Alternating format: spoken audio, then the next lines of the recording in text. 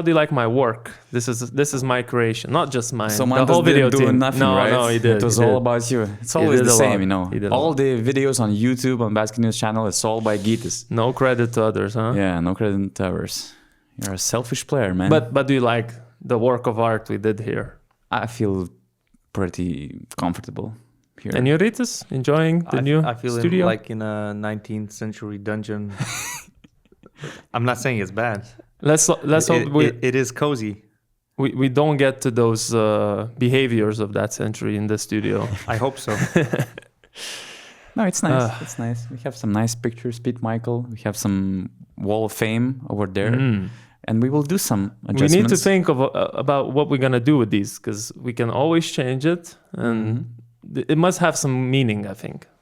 In every episode, the reason why we put those jerseys, it must be addressed. Yeah, we'll see. All right. We'll see. So this is our brand new studio in Vilnius.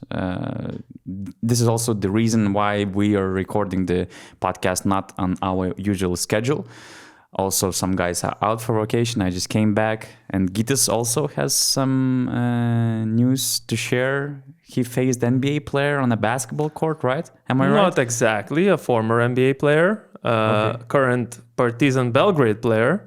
I just got on some NBA 2K on Monday evening, like I usually would. And I'm playing my career like 5-on-5 basketball. So you're controlling one player and you have other 4 teammates doing the same, and you play 5-on-5. And the NBA 2K game in the rec center, it's called, it has this this feature. If a famous player or a famous person or an athlete logs into the game, if it's in the lobby and you're going to play against them, a little icon pops up. If it's a football player, it's a football ball. If it's a basketball player, it's a basketball ball. If they're a professional athlete, they can ask for it's almost like an Instagram verified sign, basically. And we see a basketball and we're like, who is this? You know, it's interesting. Who are we going to play against? And I see PJ Dozier. And I'm like, okay, now we got to win, because I need to beat PJ Dozier in NBA. And I'm going to talk about it on the URBONUS podcast. But unfortunately... Let me interrupt. But he told me this story yesterday. He told that, I don't know if him personally or his teammates were disappointed that it was PJ Dozier, not some NBA player or not some more famous player. Only because apparently he plays so much that they've seen him in the lobby a lot. So he actually plays so much that some of my guys that I play with already played against him. But anyways, it was a cool experience and the best game I've ever played, because it had 2 overtimes. We had the chance to win many times. Monty, can you put on the box score thingy? I'm at the top, Blaze Viciously.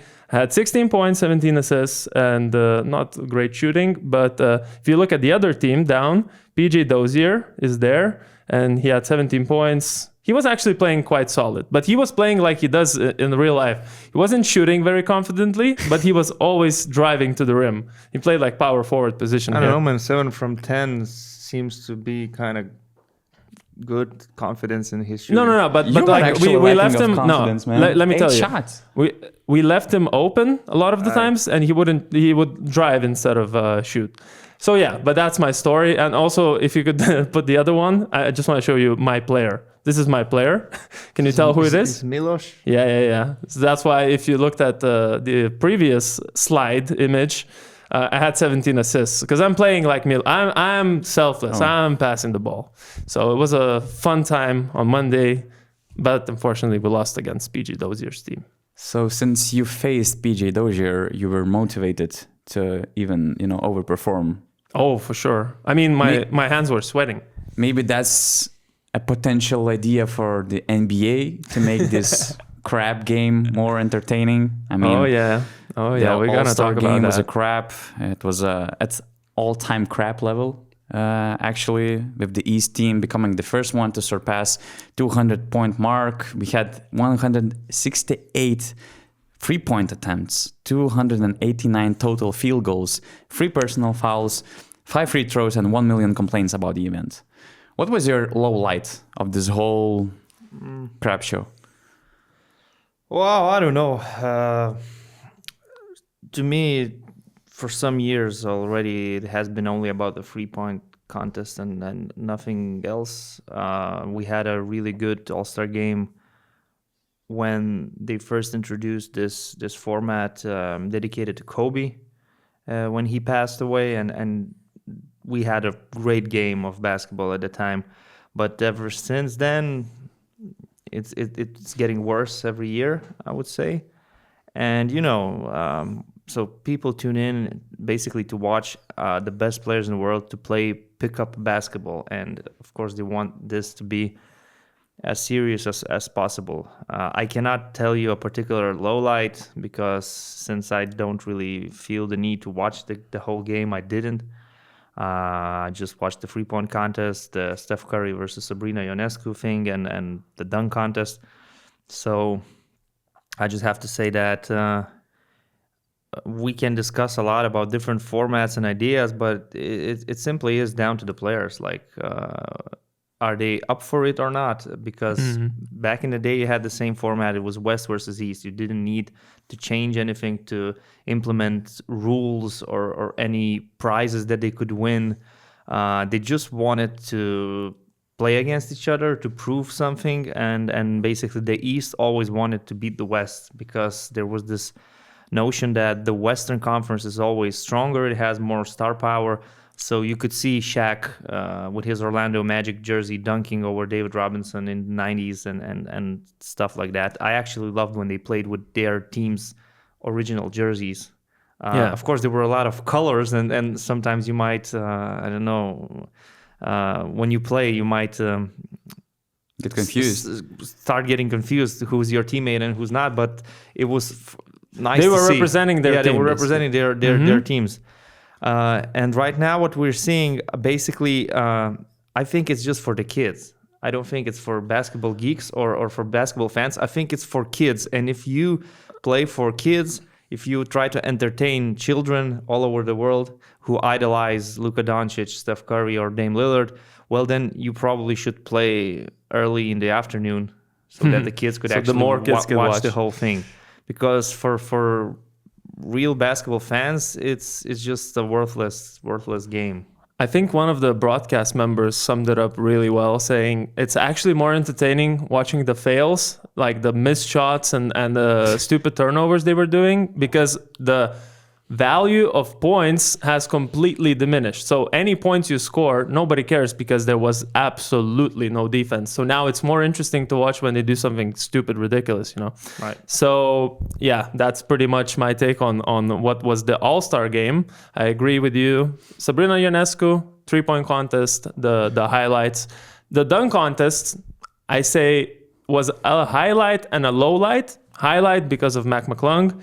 Defended his crown, but the first dunk he did was so unusual, never seen. Remember the one that he tapped the ball or let go of the ball, caught it, and dunked over a guy. And one of the judges gave 46 for that dunk. And I think that was my low light. The judges the whole time were bugging, as they say, because they were giving Jaylen Brown good scores for dunks you could see in game and giving Mac McClung 46 for something that you've never seen before. So for me, that was the low light, but otherwise I enjoyed the dunk contest. I will just add that I agree with Gytis that it's up to players actually to make it competitive, because everybody is calling out the NBA like, hey, you should do something to make it more entertaining and stuff. It's up to the players. They're the artists. They have to do something, they have to respect their audience. They go there, they play for hour and a half, 2 hours, and they have to care about the audience because they watch them every night. They pay season tickets. They select them to be all-stars. Some of these guys actually got big bonuses for just all-star selection. So they have to respect the audience. And I actually miss Kobe because he was one of those last guys who knew the meaning of the All-Star game or the meaning of being selected to the All-Star game. And there was this crazy story when you turn the clock back. In 2012 NBA All-Star game, Kobe actually got his nose fractured. Shot free throws after. Wade in the third quarter because Wade was trying to prevent Kobe from scoring the layup. And in the end of that game, Kobe was barking at LeBron James because LeBron was just passing the ball and it was a close game in the final seconds of the game and Kobe was just trash talking. So, he was trying to keep that level of competition. And, I know that everybody's emphasizing the risk of injuries and nobody wants to get hurt. Nobody wants to put the season in jeopardy because of the All-Star game. But I mean, we all play amateur games, right? And we kind of know how to make that game physical enough, but also entertaining and competitive I don't enough. think any game that I play is entertaining for somebody to watch. But at least it's entertaining for you guys. It's competitive for you guys, and the D-stars with their skill, with their physicality and athleticism. By entertaining myself playing pickup basketball. So I would rather watch your game than that crap. Really. Actually, on Sunday we played 3 games. So in the second one I was super hot, and then the third game they put the best player to guard me, and I just couldn't even get the ball in my hands, because I can only play with the ball. I have 0 off-ball movement with my knees. So I made maybe 2 wild shots, but I just couldn't do anything. I was in this guy's back pocket. So, and you wore Russell Westbrook's jersey, right? How do you know that? Because I Instagram saw Instagram story and I was like, the least athletic, least explosive guy is wearing Westbrook jersey. I just have a lot That's so romantic. I have a lot of random jerseys. Like one time I show up with Westbrook, the next time Jason Tatum, the next time Manu Ginobili. I'll correct you on one thing though. You're always super hot. You said you were super hot just that day, but I think you're always super hot.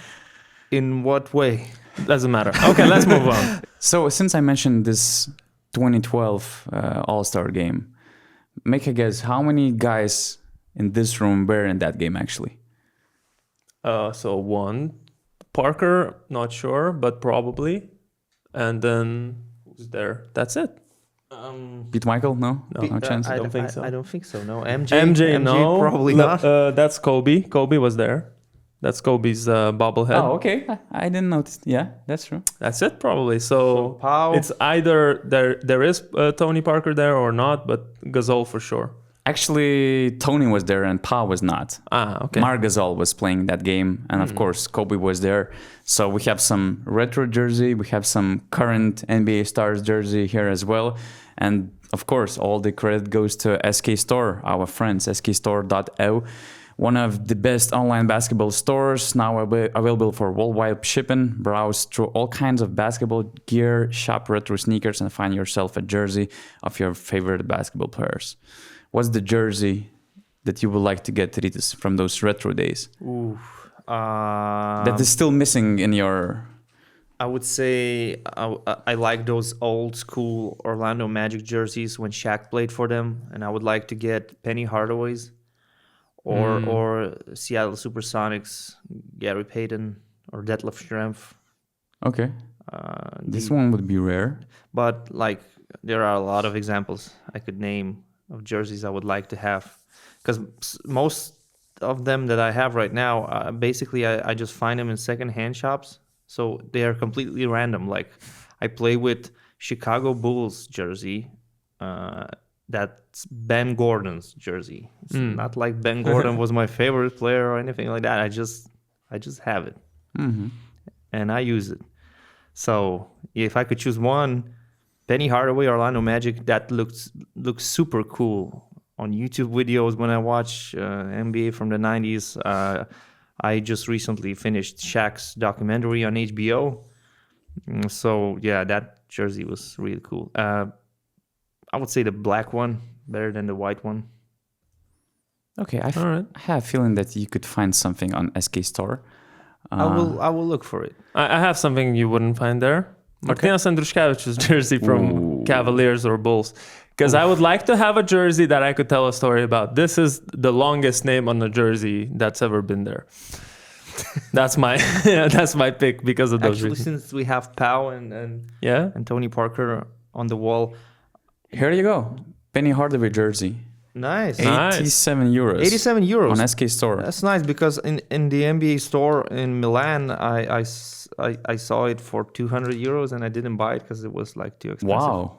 Okay. It's 87. Nice. Save some money. These Phoenix Suns Ooh, those retro are jerseys. sexy. They are They're fire. great. I got some cards, guys, from SK Store. I didn't open really nicely, but it's some of those collectible cards from this season. Okay. I got a lot of them. Let's really quickly go through them. You can get them at SK Store if you're a collector. Maybe let's get some each, and whoever Alright. gets the best card, I don't know, wins the game. The best player, I mean, the most rare card, let's say. So, like, I should just get one? Or what do Like you pick one, and then we'll decide which one one random is card. the coolest one out of us Aye. three. I have rookie greetings from Victor Wembanyama. Oh, that's not I have bad. Luka. I have CJ Okay, McCollum. you got the good part of the deck. Eric's brother. Aye. And I have Brandon Podziemski. I really have the worst selection here. Kobe I'm afraid. Buffkin. Wow, I have LeBron. You have LeBron. Okay. I'm not really happy with it, so I'm gonna go with Kawhi as my. Unfortunately, my best player is Chris Middleton. That's the best I can do. So I pick Kawhi. Okay, and you got what's your out of your all-star team? Who are you putting forward? Look at the cards as well. They have a nice no from the front. They have a nice if they have a nicer border like this one, it's probably more rare. Or this one, look at that one. That's all shiny. What does that mean? I don't CJ know. McCollum is it's all shining. shiny. It's a rare card, you know. And Luka is like dynamos, It's dynamites. I don't know. It's like dangerous. Yeah. I guess Luka is your best one, and you win. All right. Wow, that's Wow, some good and- stuff. Okay. So you can also join Partners Club loyalty program, which rewards every of you shopping decisions. Sign up, collect 5% discount of your first purchase, and collect Partners Club points. SK Store will reward every spent €1 with 4 Partners Club points. You can then exchange every 100 points for €1 discount on your next shopping. Visit skstar.eu and join Partners Club to get ready for the upcoming playoffs season. So, since we were talking about NBA All-Star Game for consecutive years already, there were discussions that EuroLeague could do, should do, might do the EuroLeague All-Star Weekend. So if we learn from NBA mistakes and in our ideal world, could we find a format where we would also watch the EuroLeague All-Star Weekend?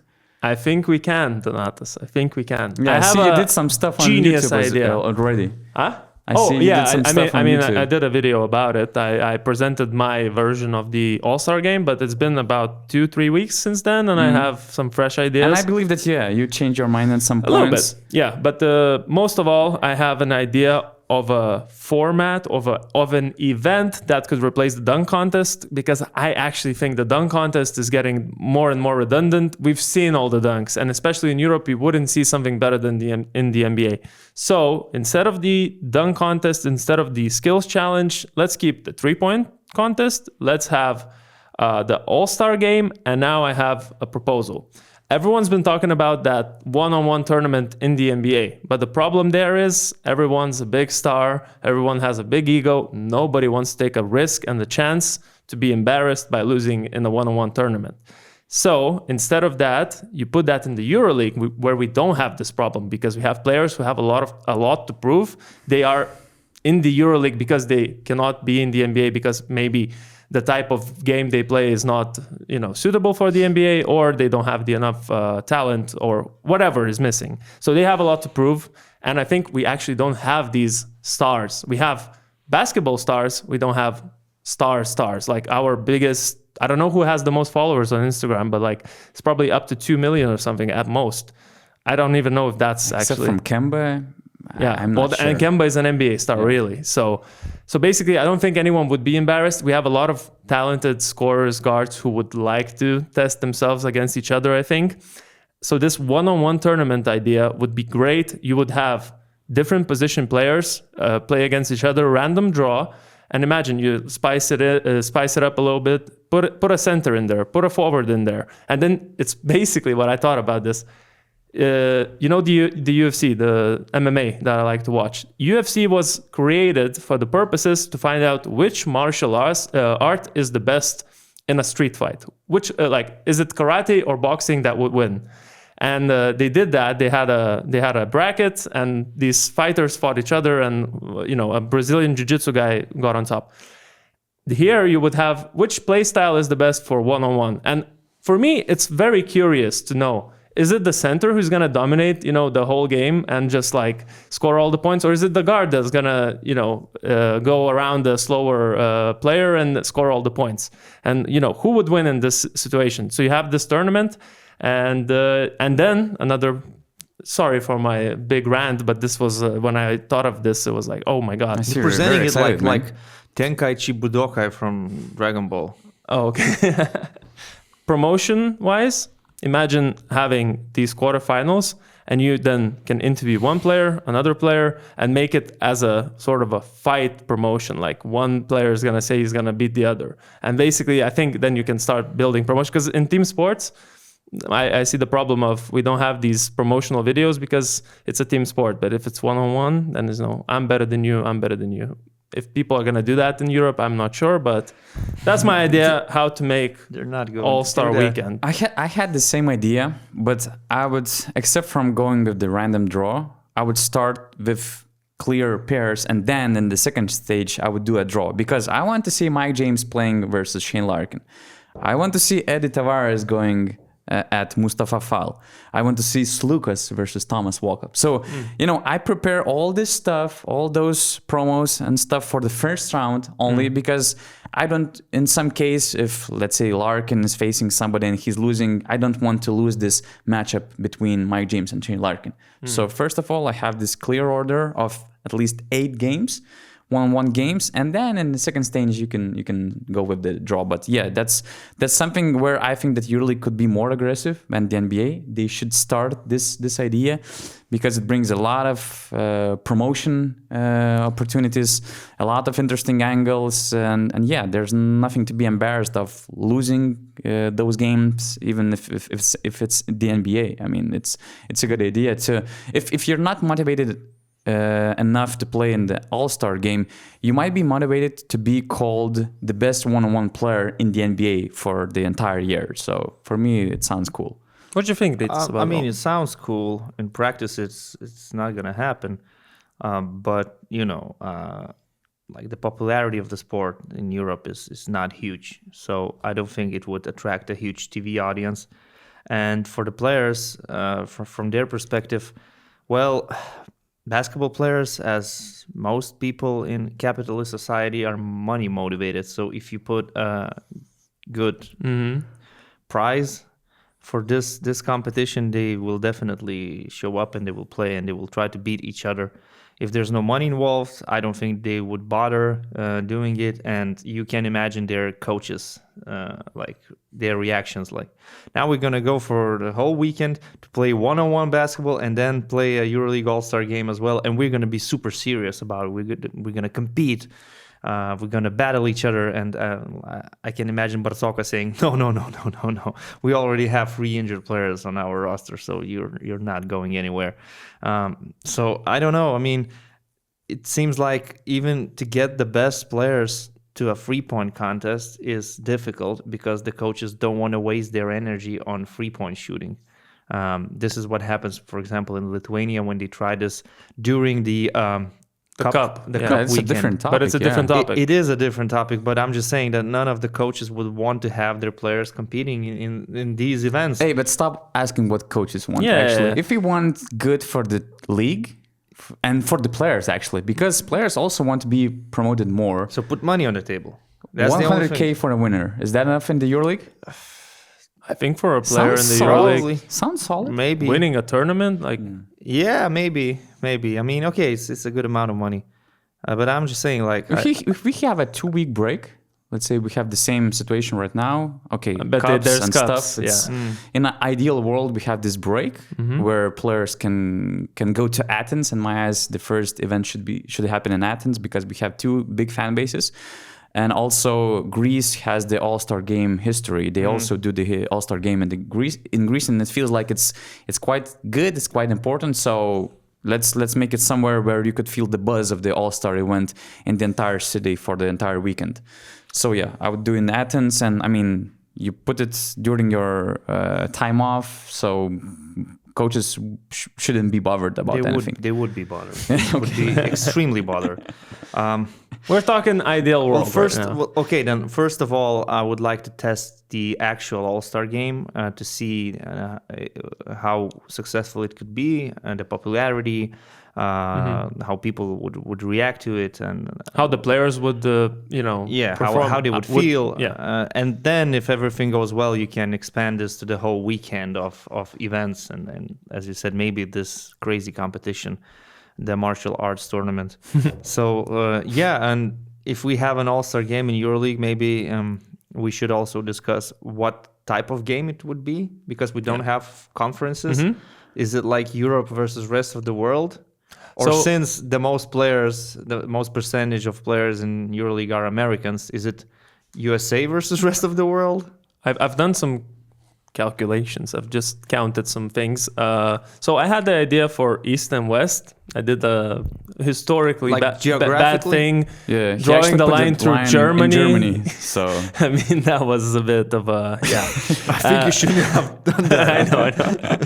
I mean, I acknowledged it in the video. But anyways, you're right about internationals. Americans, they're not more than 50%. There's each season around 80 Americans. I mean, I said that the most percentage of one nation in the EuroLeague. But I think we would miss out on like Facundo, Campazzo, Tavares, all that. That's so what rest I'm of the saying. world is a better idea. And so I looked at the total number of nationalities. I think there were 129 out of 300 something players in total, but that's with European countries. But if you look at the top 100 list by efficiency, at least, 54 were internationals. Well, what we consider internationals, and 46 were Europeans. So only 46. And let's make it clear, Shane Larkin is American. Yeah, for sure. Player. Even good. I put Joel Bolomboy as American. Because if we play on FIBA rules, it would be very confusing to have. I think some guys like Lorenzo Brown. Passport, It's been revoked. Frozen or something. I don't know how it revoked, works. He was not invited. Something stupid. Neither Scotty Wilbekin. So yeah. Okay, so that sounds cool. Europe versus rest of the world. Yeah. Then the next issue that if EuroLeague would prepare such event, they should be prepared for this as well. How do players become all-stars?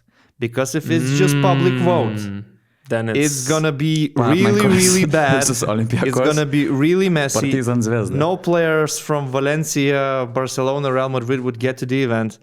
You will have all these Serbian, Greeks, Lithuanian voters voting for their players and pushing their players to the All-Star event. It's just like kind of the you same. give it to the players, they're gonna vote their friends in. You give it to the Yeah. coaches, they're gonna So probably then vote maybe- their. Combined vote. Maybe you have to have. It's actually It has to be like combined. Like the public vote could small make up percentage. 25% of the actual result, because you cannot just leave it for the public.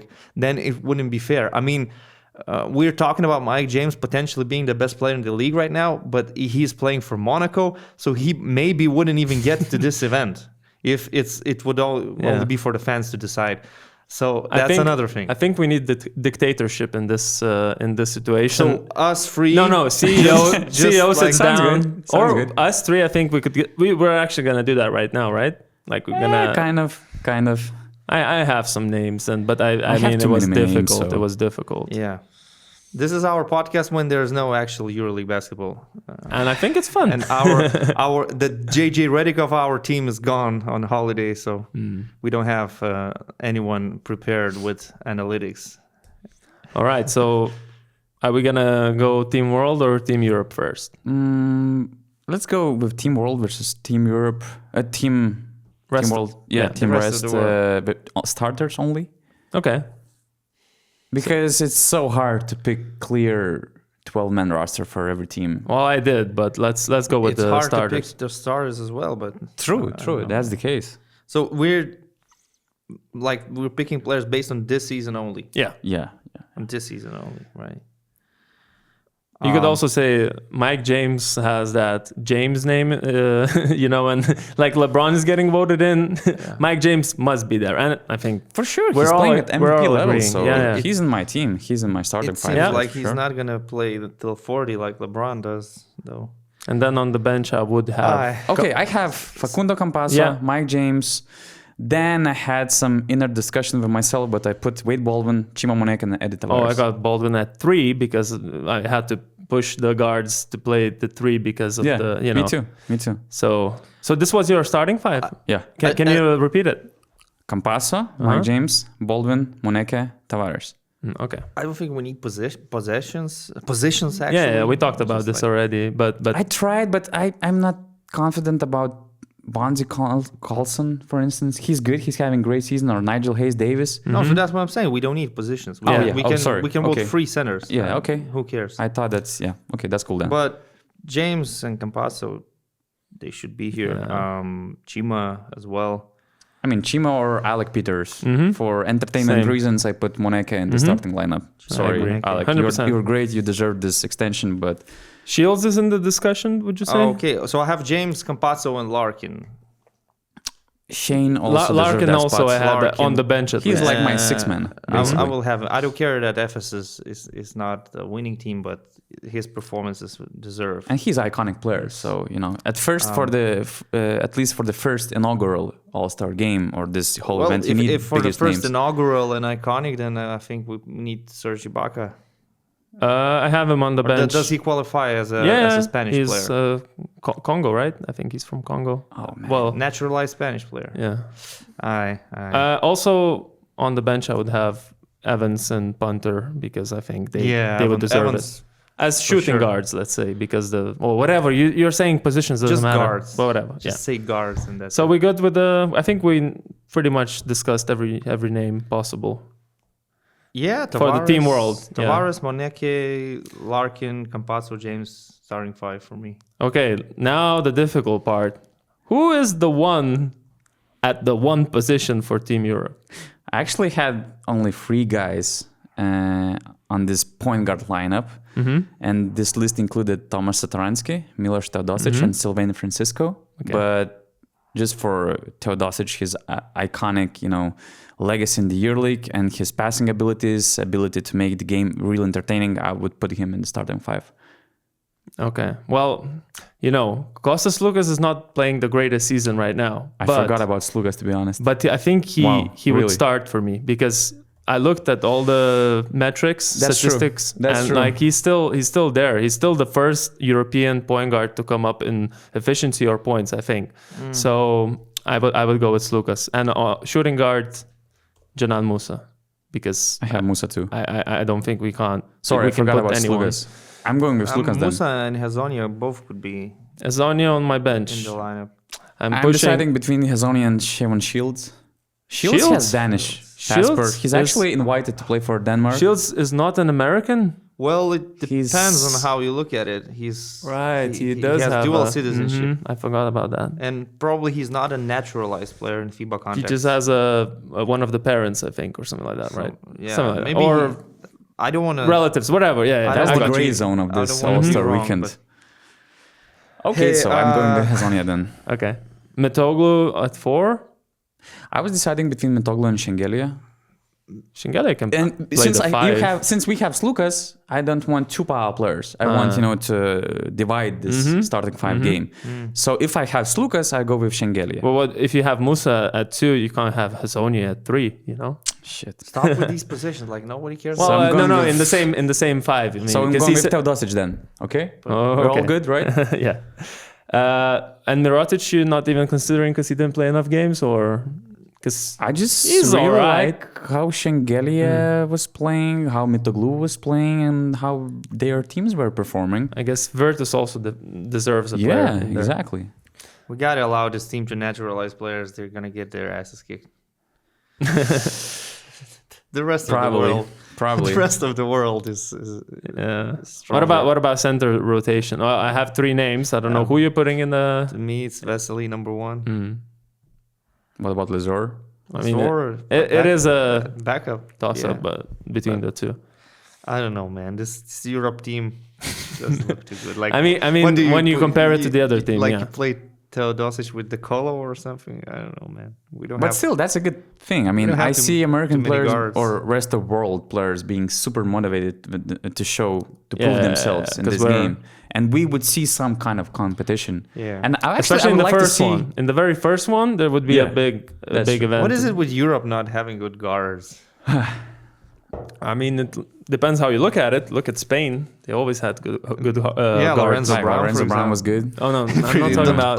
I'm talking about before. Lorenzo Dantes. Yeah. I mean, I'm also talking about Greek guards before. Oh, yeah, that's true. Rubio, Rodriguez, you. Yeah. Okay. Navarro, Calderon. But I would watch. I would like to see all these guys in the same place and also playing with each other when they haven't done that before in their life. So yeah, I'd be down with that. Who are your participants in the 3-point contest? I made a mistake not including Nunnally, so Nunnally is in there, but I said it in the other. Tweet something about it? No, or no, not? no. But all the Partizan fans were like, "This guy's ridiculous, not including Nunnally." And I think I looked at percentages of 3-pointers and the 3-pointers made, and then I had my own opinions. And I don't think Nunnally was somewhere where I just missed him somehow. Man, he's second in all time. Second among active EuroLeague players in all time 3-point percentage. So he's really good. That was a stupid. You can thing. put any player you want. It's Marco Bellinelli is winning it. He has that shot for He has a 3-point contest. He actually is a 3-point contest winner. Oh yeah. 10 years ago, Yeah, 2014, he won the NBA 3-point contest. He's only one of 3 Europeans that won the contest. So I would definitely have Bellinelli. I would have Alec Peters representing the big guys who shoot. And he actually holds the highest career 3-point shooting percentage all time from active players. And he's also 6th all time. So that's huge. So Nunnally definitely has to be here. I also want to see these Specialists? guards like Howard and Larkin. Oh, yeah. Mirotic has to be here as well. He hasn't made a big name of himself yet, but Brady Manick could be a potential 3-point contest winner. And you have to have one big, you said someone else. With his great release. So, I mean, in general, you would love to have a representative for every team, but that would be ideal. But we're talking about players 18 is players. like too much for a 3-point contest. I actually want to make it as an exclusive 6-man club. Because then we will have those discussions. Oh, this guy was left out of the list for no reason. Somebody is going to go on Twitter from the players like Shane Larkin. Oh, I'm not on URBONUS list, for instance, because I have Bellinelli, Peters, Nunnally, Marcus Howard, Scottie Wilbekin. I think he has to be there because he's 6th all time in freeze made and 2nd in freeze made this year. And I need a specialist in this group and European because most of these guys are Americans. So I have Andy Obst because he has the highest percentage in the top 10 among players with the most screens off attempted total. Bellinelli is similar, but I would say what the problem with that is. Wait, let me see my list once again. Sorry, you guys take over for a second. I need to see my list. So I'm just going with 6 players because I don't want to make it too long.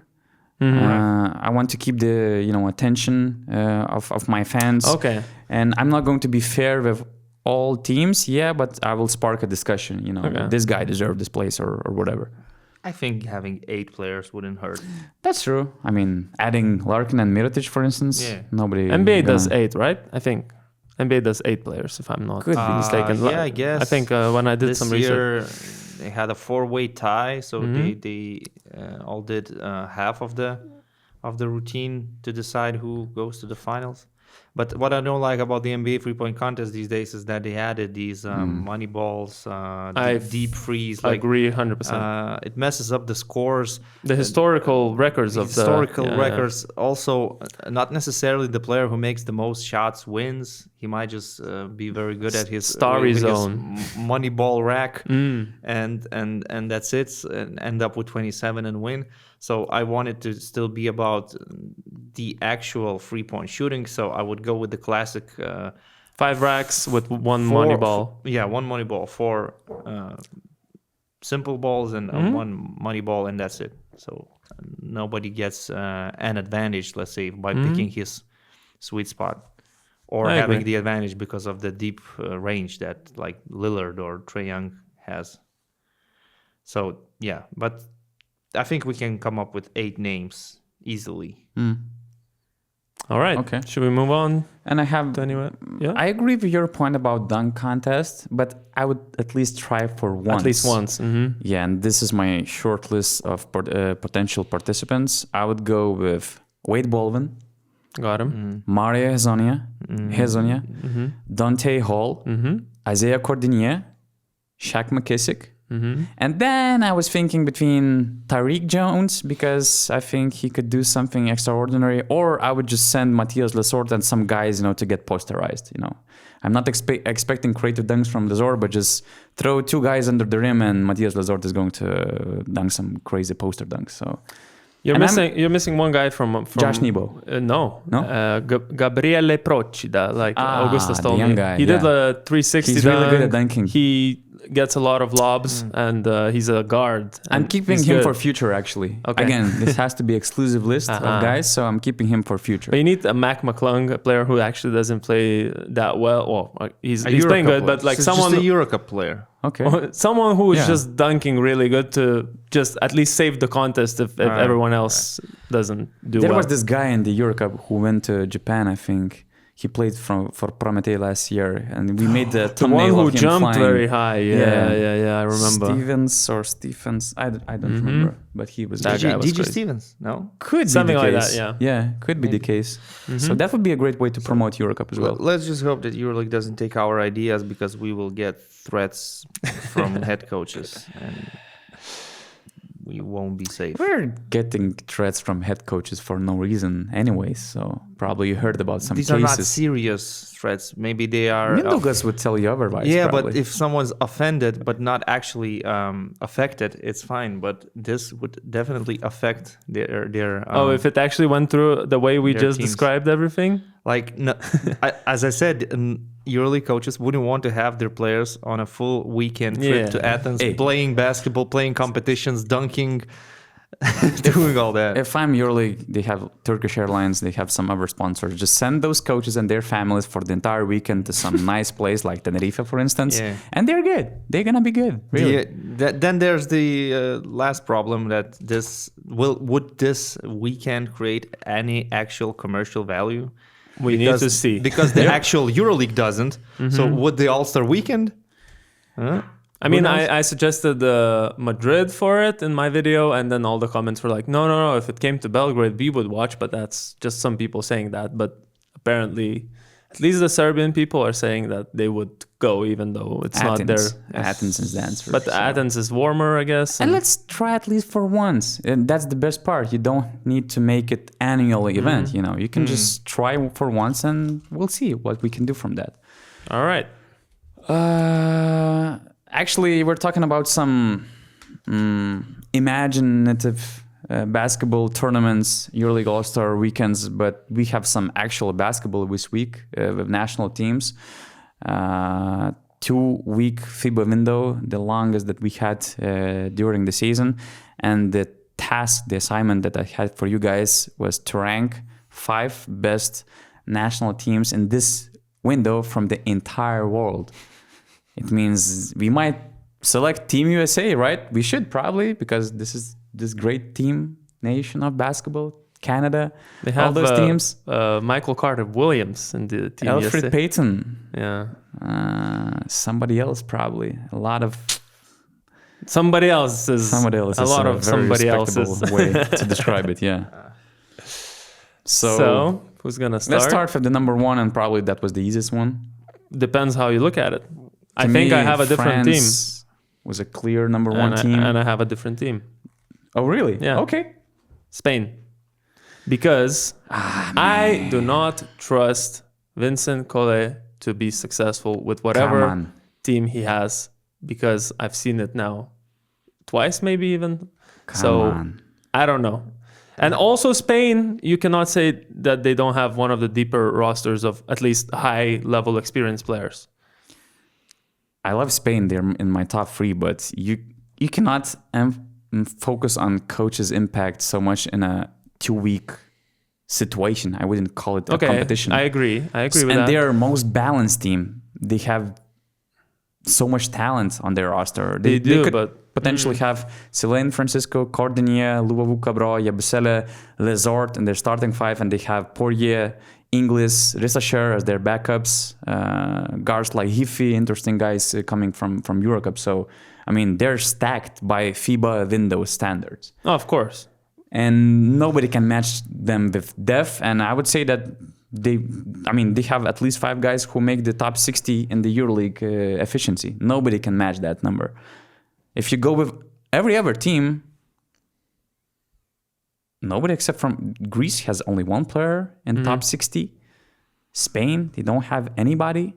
Serbia, they didn't have anybody to win the Eurobasket in 2022. And now they have Ricky Rubio. I know what you're saying, but Rubio didn't play basketball for 10 months. And even in his last 2 years in the NBA, he played less than 34 games. All the other guys, finally, they're getting older. Or even guys like Juancho, all the other, like Victor Claver, Para, they're bench players in their teams.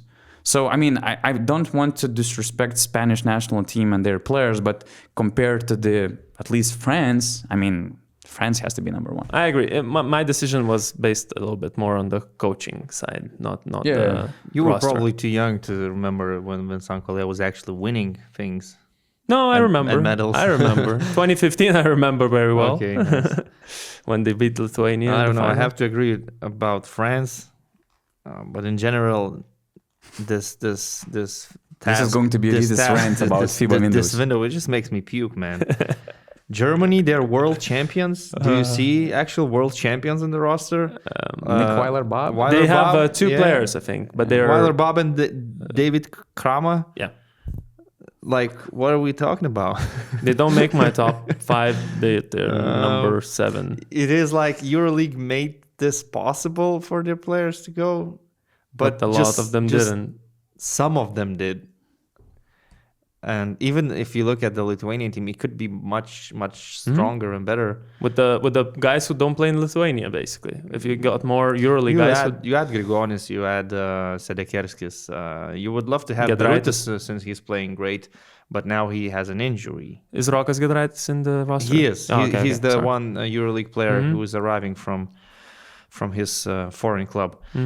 So France is definitely the strongest. I mean, they were number 1 in my eyes, even in previous windows when we didn't even have EuroLeague players, because they had players with EuroLeague potential like Damian Inglis or Francisco that we see in EuroLeague right now. Wemby actually joined the team last year.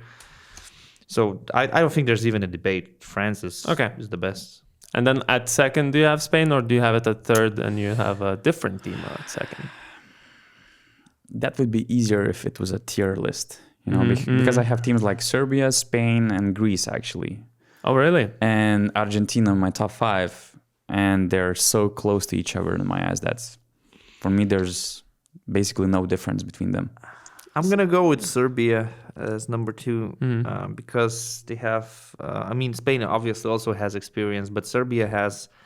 They basically don't have. They actually Milutino. have the most players from the FIBA World Cup final, more than Germany, and legit players. So no NBA players and no Milutinov. I think everyone else is there. They have Vanya, they have Guduric, Alexa, they have Dobric, Davidovas, Petrušev, Mitrovic having a great season, and Avramovic. adding, let's say, Luka Mitrovic, who is a very smart player, who could be on the real Serbian national team in case of some injuries. But if they have all the bigs available, they're stacked. But Mitrovic is a very smart player. I love watching him play. So this team is basically, they have size. They have a good defensive-minded point guard, Alex Avramovic. They have players who pressure the ball. I mean, Dobric and Guduric, they can be your alternative ball handlers. It's a solid roster, I think. I think they have, if you compare defense and offense, I think they have better balance than Spain. Spain, to me, would be probably number 3. Okay. Well, I had Serbia at 3 because I put Spain 1, and then France. So you have France at 2? Yeah. I have France at first place, Serbia second, Spain number 3. But, you know, with Spain, it's this thing. I mean, the only problem that I see with Serbia is that none of these players are actually playing some big, most important roles on their teams. Serbia? Yeah. You got Goodrich. Goodrich is not But he the can main be guy on Shara's team right now. He can be for sure, but I mean, they're You not mean in right their now? best situation right now for this window, except from Mitrovic, who's playing I great think I in just Zvezda. know these players so well that I don't focus as much on this season the way they're performing. I know them very You look well. just at the general picture, right? Yeah. It makes sense. They have 7 silver medalists from FIBA World Cup, and this is also important, looking at continuity and chemistry, so that helps. But with Spain, you know, it's hard to judge them on paper, because you all know that when it comes to the national team basketball, they're different players. Rudy Fernandez is one of the best national team players, you know, in the entire competition, no matter how many minutes he gets, how much he was injured during the season. They have Juancho Hernangomez, who is different player playing for Sergio Scariolo.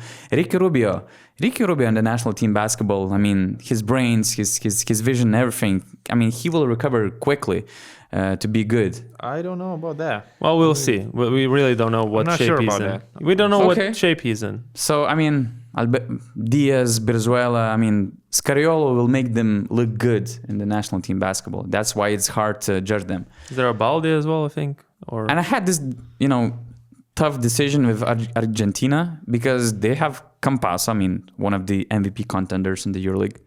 Gabriel Deck, one of the best forwards in the entire EuroLeague. Leandro Bolmaro, another player having a great season. But they have no depth. I checked their preliminary list. It feels like they have 10 guards, Campazzo-sized guards, and like, except from Deck, Campazzo, and actually Bolmaro, who's also still a very young player, all those guys are like under 23 national team. So I'm lacking of balance in that team to rank them higher, and I have Greece at 4. Okay, I have other team at 4. That team is Team Italy. Even though you don't have them in your top 5, I think they have the core of that 2022 team. They don't have obviously Simone Fontecchio, but they can have they can be led by Nicolo Melli. I mean, he's not playing as he used to, but a lot of people are there from their former teams, and they've all played together. And I think in the national team competition, when you have so little time, I think this team could really click. They're good, yeah, but do you rank them 4th? Yeah, over Greece? Over Greece, I would. Because So Greece, I don't know. Yeah, guards like point guard and center, or even power forwards position. You don't like positions. I'm gonna stop doing that. But those guys are fine. And then in the wings, you got like, I don't know, like either guys are past their prime, or I just didn't know the names of those guys. So they're probably not playing in the Euro Cup or EuroLeague. But who's the best guard among those two teams? You and mean Italy. between Greece and Italy? Yeah, Let's see. The best one out of the two teams. yeah. It's Thomas Walkup, right? Yeah. Dinos Mitoglou is having a hell of a season. So I'll go with him over Melli. They have Papagiannis and Antetokounmpo to make their center lineup deeper when what Italy has.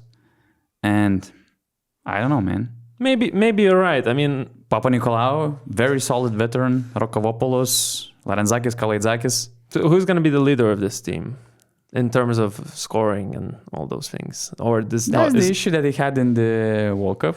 I agree, but still, I think to me they're more solid than Italy. And I also think it is important to have a guy you can rely on to because you make bet on points. Mannion, right? Sorry, what? You're. I mean, no. I think there's potential in Mannion. There's potential Nicolo Melli. I mean, in Italian national team, you had games where Stefano Tonnet was balling and scoring so many points. So I just think they have a lot of these guys who played together before. They have a system, and they've been successful before and proved us wrong. So We need your verdict, With Gytis. cards in your hands, it seems it's like like you're a gonna fiddle. start doing some tricks. Fidget. Oh, you start throwing If them. things go wrong, you can start doing some I magic. don't know, man. I don't really have a verdict on this. I have to say Argentina probably deserves to be in the top 5. Yeah. You could even consider Brazil with Iago and Bruno. The problem is we are not sure about the level of these players that play for Brazilian teams or Argentinian teams. Some of these guys might actually be good. Some of them might actually sign with, for example, Spanish ACB teams in the upcoming years. So when you see Caboclo and Iago, and when you see Campazzo and Deck, you immediately think that this is a good team. So probably we should put more respect on these American teams, South American teams. I looked at the Team USA roster. I'm aware of Stanley Johnson, Michael Carter Williams, Alfred Payton, Jordan Bell. I'm not completely aware of their current conditions and how they play. And some of these names actually don't say nothing to me. And this says a lot of what they think about the AmeriCup, really. Because have you ever seen them have a solid team there? I mean, it's always... Or about FIBA windows in general. I mean, they never had a They just want good to squad. win the Olympic gold. That's it. That's the only thing that matters for USA basketball. So Argentina, Brazil, and then these discussions, debates between Italy and Greece, maybe. But I'm not fully convinced about any of these rosters. I mean, France, Serbia, Spain, that's clear to me, the top three. The rest, I don't know. I mean, you could even argue about Lithuania being one of the better teams since they have a lot of guys from Žalgiris. They're my play, top six, they actually. play together. Yeah, they could be in top six. But again, who's going to lead that team? Look, Big they questions have to and play everything. Poland at home and Estonia away. I know. But we're doing power rankings, Let's I just guess. get over it. Win those games. Nobody cares about the quality. Nobody cares about how you play. Get the win, get it done. Get the W. Add it to your standings. Poland is in the EuroBasket anyways because they're one of the hosts. So it doesn't even matter to them that much. It's just for the FIBA rankings. Like, let's just get this over with and go back to EuroLeague as soon as possible. No one will remember who lost and who won. Oh, Ergen you're Ataman said going it. there, But right? he was not talking about FIBA windows, actually. He was Yes, talking yes, about yes. the Greek Cup final that Panathinaikos lost to Olympiacos. What do you think about that statement? I think that Olympiacos fans will remember, but, the domestic cups as well as the domestic leagues right now don't have that much value because you don't qualify anywhere, you don't earn anything, you just win the cup, which is a nice feeling at the moment. But since it's a middle of the season tournament, you celebrate for one day and then you get back to business. I could say at the moment it has about the same value as the NBA in-season tournament. It was the in-season tournament was made after the idea of the cups, so yeah, it makes sense. So but it adds a little bit of something. It's nice to win the cup, but any club right now from the 18 teams that play in the EuroLeague, okay, maybe there are two obvious teams that don't even dream about it, but any club in the EuroLeague that could win the EuroLeague title would easily give up the domestic league and domestic cup titles. We talk about Real Madrid being the EuroLeague champions. Do we talk about Barcelona being the Spanish champions? Do we care? Yeah, but if you don't, and just one EuroLeague team wins it. So if you don't win it, you need to count other titles. So I mean, it means something. I think Ergen Ataman sounds a bit like a sore loser in this comment. Someone who loses in of course, Olympiacos fans care. The team wanted to win. They're celebrating this title. But I just don't like that. These domestic cups, domestic leagues don't really have enough value. Can you imagine that 16 years ago, I just opened one old article from Lithuanian media. In 2008, the winner of Lithuanian Cup got 5 points for EuroLeague ranking. How important it was actually, to win those cups, domestic leagues, in order to be promoted to the EuroLeague. Yeah, that was it had its own flaws and stuff, but there were some good ideas behind those systems and those points. I think in a perfect world, the cup winner should automatically qualify for the Euro Cup. The league winner should qualify for the EuroLeague, and that would be nice. You get there on merit, but since it's not going to happen, we have these A-licensed clubs, these shareholders, and we're moving towards that way more and more. These titles, they lose value. But as simple as that. I mean, historically they have value. How many times your talking about, when you were talking about 2009 Panathinaikos, did they have the Triple Crown? I think they did. I think there were a few seasons. Had once, at least once or So twice. I think in that sense, let's say you win the EuroLeague, you win the league, and then you didn't win the cup. I think then it matters because you could have, and you could have had the triple. I mean, it is just for bragging rights or for whatever, counting your titles, but in the Wikipedia page. But in that sense, I think in a broader historical sense, it would have some value. But yeah, like you say. And yeah, it depends on the history of the competition, and every individual cup tournament is different. In Lithuania, nobody would care a lot if Žalgiris lost that game against Lietkabelis, because there's basically no rivalry in Lithuania. But in Greece, in Serbia, these games, they have bigger importance. So I actually agree with James Gist, who posted a comment under our Instagram post that Panathinaikos is about championships. Every trophy matters. And I think that's true for these organizations, for these clubs, in fighting in those rivalries. It's important. So you cannot downplay the importance of those cups, and you can actually be disrespectful to the fans as well. So I'm not sure. I mean, I don't agree with Ataman with this one, and I think it was a bad statement. Only if you're a nihilist and then you think nothing really matters, then yeah. I'm kind of close to it. But not completely. All right. Are we going to talk about any of the other cups, or we just... Are we going to review, I don't know. It shows that it doesn't matter for us, right? I don't know. We're not talking about other cups. Yeah. It shows that it doesn't really matter to us, but for me, cup tournaments are interesting for those derby games. And I think that, for instance, this one for Zvezda was super important. You cannot say that it doesn't matter for Yannis Varopoulos and his job safety, or for the general mood in Zvezda because of the shortcomings in the EuroLeague. And now winning this title, it kind of, makes you at least a little bit more happy.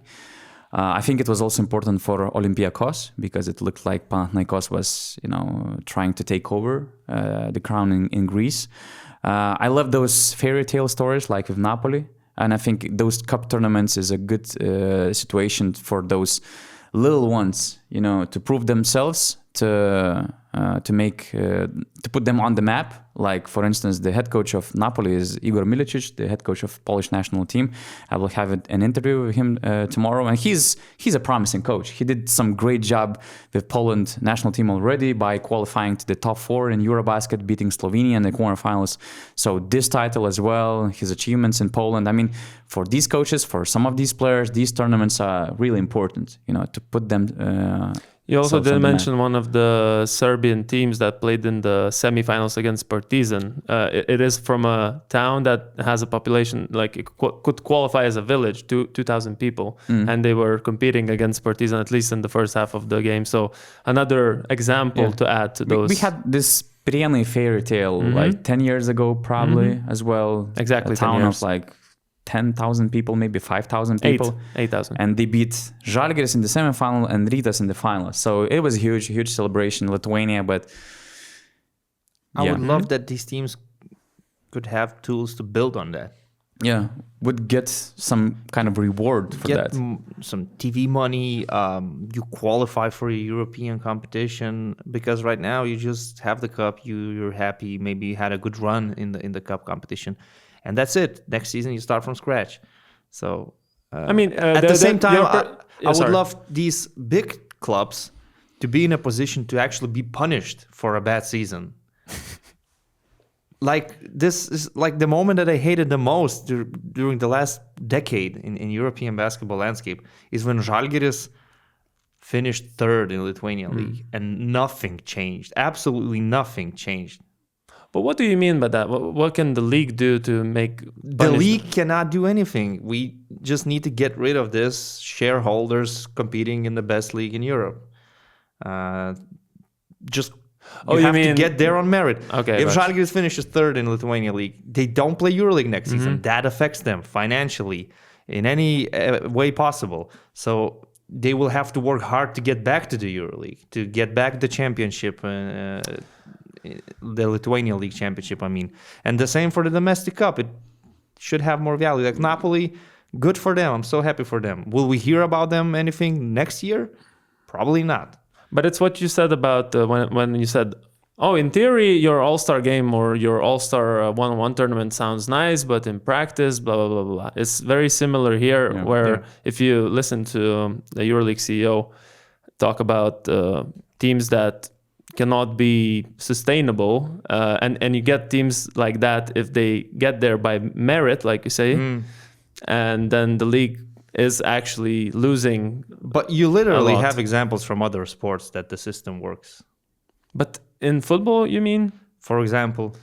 But those teams that do make it to the I think to even the top level. in sports like volleyball or handball, you have to qualify for competitions. You don't just sign a contract with the league to be there. I mean, come on. It's not really fair. I'm more on the side of a completely closed league than what you're talking In that about. case, fine. You have the EuroLeague as a exclusive members club for these 18 or 20 teams, and they don't play completely closed league, and then the rest of Europe, they live in their own world. Well, they have FIBA Champions League as the primary competition, where you actually have to qualify instead of like buying a wild card or doing whatever. I'm not blaming the EuroLeague. I'm blaming that basketball just in general, they don't make money here. We're not making money from basketball because let's say we have Jonava winning the LKL, making it to the EuroLeague, and so what? They're playing in this small gym with €1 million budget, or they're signing. You know, they're not going to get rewarded for that from the TV rights, for some big sponsorship deals or whatsoever. So we have big teams, or let's say Žalgiris playing in the Eurocup and Jonava and the EuroLeague, and that's what you can do. I mean, about I get it. It's just screwed. I would the love whole system I is would screwed. love sports to be like something where you can dream. There's no place for dreaming in European basketball. It's just for the elite. It's impossible to get to the top. It's impossible to create history. So if you don't have money, if you don't have money, the only way for you to get better is to actually have somebody put money into your club. You cannot earn from winning. You cannot earn from being good. You just need to have someone putting money in your bank account. I don't know what happens, but every time I'm on this podcast, we get philosophical about the whole situation. Because I just love talking about things that actually matter to me, and the FIBA window doesn't matter to me, and the domestic cups also. But this issue does. So sometimes I start talking to you. You can cut it from the No, it's all good. I just noticed that. Yeah, we get there. We do. Yeah. That's about it. That's the way to wrap up the podcast. European basketball sucks, right? Come on, not the basketball. The system sucks. The basketball itself that is played on the court. And there's no way out. Fine. Yeah, that's for sure. But we would like to see it happening from a different perspective. Even these windows, come on, you made these players available, so play. Why don't we have these guys for these national teams? It seemed like this year it will be much better because but now who cares? the EuroLeague... We're not having NBA players, But Slovenia, they don't care. Turkish national team, they don't really care much. It's good for France that they have so much talent in the EuroLeague, But I don't like it that, for example, Satoransky decides to show up, but Vesely doesn't. I thought that he was injured, but maybe some minor thing. But I don't want to offend anyone. If someone's injured, he's injured. I understand it, but there are many players that they're not playing this window, and the reason is that probably they just don't want to. Anyways, guys, have a great rest of your week. We can't finish this on a very sad note. Let's finish it with a nice EuroLeague will be back we love soon, you. so it will be much, much better. Press like, subscribe our channel, and see you very soon.